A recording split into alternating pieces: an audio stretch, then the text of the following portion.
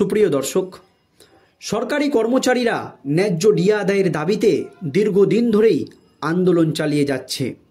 কলকাতা হাইকোর্টে পর 3 বার জয়ী হয়েছে সরকারি কর্মচারীরা। কলকাতা হাইকোর্ট পরিষ্কার জানিয়ে দিয়েছিল 3 মাসের মধ্যে সরকারি কর্মচারীদের সমস্ত ডিএ মিটিয়ে দিতে হবে। কিন্তু তারপরও সুপ্রিম কোর্টে এই ডিএর মতো একটি গুরুত্বপূর্ণ মামলার শুনানি প্রায় 14 বার পিছিয়ে গিয়েছে।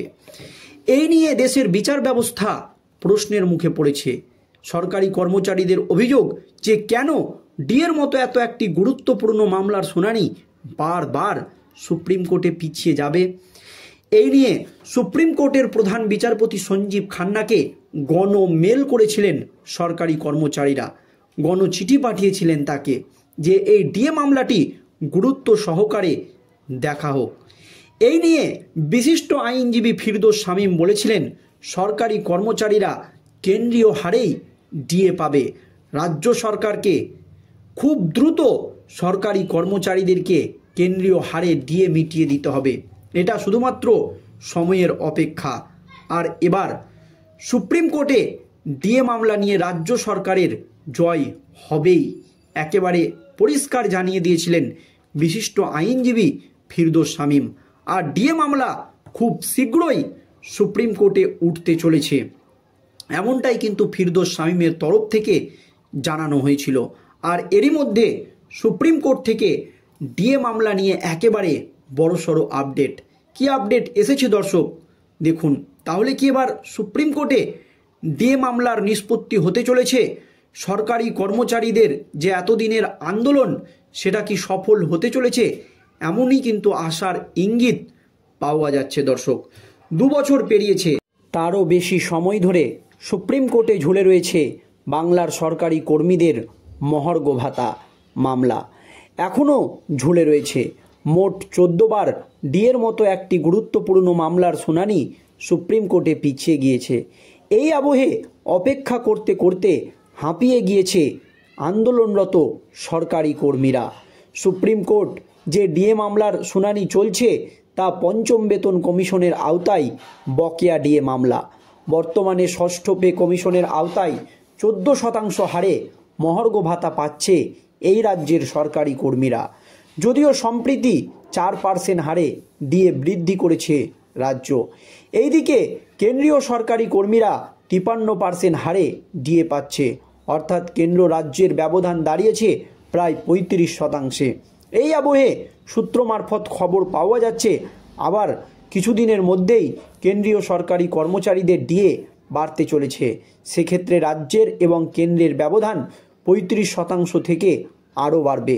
2022 সালের 20 মে ডিএ মামলা হাইকোর্টে উঠলে আদালতের নির্দেশ ছিল 3 মাসের মধ্যে রাজ্য সরকারি কর্মচারীদের ন্যায্য অধিকার ডিএ মিটিয়ে দিতে হবে। তবে সেবার জয় পেয়েও মেলেনি বকেয়া। উচ্চ আদালতের ডিএ রায়কে চ্যালেঞ্জ জানিয়ে রিভিউ পিটিশন দাখিল করেছিল রাজ্য, যদিও তা খারিজ হয়ে যায়। এরই মাঝে 3টি রাজ্য সরকারি কর্মচারী সংগঠন রাজ্যের বিরুদ্ধে আদালত অবমাননার মামলা দায়ের করে। সেই মামলার মধ্যেই পাল্টা সুপ্রিম কোর্টে যায় রাজ্য। সেই 2022 সালের নভেম্বর থেকে সুপ্রিম কোর্টে ডিএর মতো একটি গুরুত্বপূর্ণ মামলার শুনানি চলছে। বর্তমানে 2024 সাল হাইকোর্টে ডিএ মামলাকারীরা জয় পেয়েছিল। গত 2022 সালের 20 মে হাইকোর্ট নির্দেশ দিয়েছিল যে 3 মাসের মধ্যে রাজ্য সরকারি কর্মচারীদের বকেয়া ডিএ মিটিয়ে দিতে হবে। এরপরই রাজ্য সরকার স্পেশাল লিড পিটিশন দায়ের করে। সেই প্রেক্ষিতেই মামলা শুরু হয়।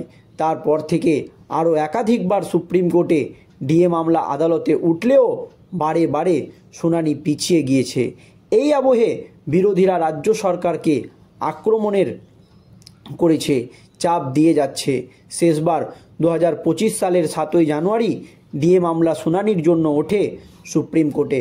সেদিন সুপ্রিম কোর্টের 2 বিচারপতির ডিভিশন বেঞ্চ জানায়, আইনজীবীদের কথা শোনার মতো আদালত সিদ্ধান্ত নিয়েছে যে আর্জি মতো 2025 সালের 25শে মার্চ এই মামলাটিকে নথিভুক্ত করা হয়েছে। অর্থাৎ এবার ডিএ মামলার শুনানি হতে চলেছে 25শে মার্চ। আর এটা ফেব্রুয়ারি, এর পরের মাসেই কিন্তু ডিএ মামলার শুনানি সুপ্রিম কোর্টে হতে চলেছে দর্শক। এই নিয়ে বিশিষ্ট আইনজীবী ফিরদৌস শামীম পরিষ্কার জানিয়ে দিয়েছে যে আর কিছুদিনের মধ্যেই সরকারি কর্মচারীদের ন্যায্য অধিকার ডিএ রাজ্য সরকারকে মিটিয়ে দিতে হবে এবং কেন্দ্রীয় হারেই ডিএ মিটিয়ে দিতে হবে। সুপ্রিম কোর্টে রাজ্য সরকারি কর্মচারীদের জয় শুধুমাত্র সময়ের অপেক্ষা। আর এবার সুপ্রিম কোর্টের বিচারপতিদেরকে ডিএ আন্দোলনকারীদের আইনজীবীরা জানিয়েছে যে 25শে মার্চ যে শুনানিটি উঠবে এই দিনটিতে ডিএ মামলাকে যাতে প্রথমের দিকে রাখা হয়, অর্থাৎ বারবার ডিএ মামলাটিকে শেষের দিকে রাখা হয় এবং ডিএ মামলার শুনানি বারবার সুপ্রিম কোর্টে পিছিয়ে যায়। তাই বিশিষ্ট আইনজীবীদের তরফে জানানো হয়েছিল যে এত গুরুত্বপূর্ণ একটি মামলা, এই মামলাটাই যখন শুনানির জন্য সুপ্রিম কোর্টে উঠবে তখন জানে এই মামলাটিকে প্রথমের সারিতে রাখা হয়।